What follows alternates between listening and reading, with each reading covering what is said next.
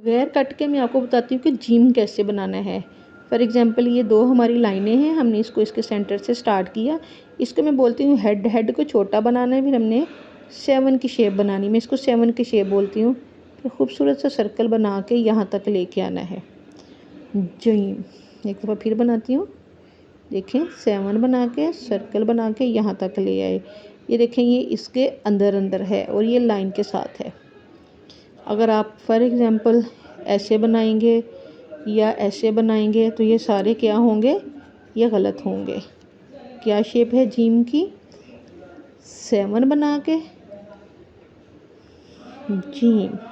अगर हेड छोटा बनेगा तो खूबसूरती बहुत आएगी। अगर बच्चे बस का इतना बड़ा बना देते हैं और ये चीज़ छोटी बना देते हैं तो ये भी गलत है। बस बच्चों को समझाएं, बच्चा समझ जाता है और बनाता है, बस समझाना पड़ता है बच्चों को।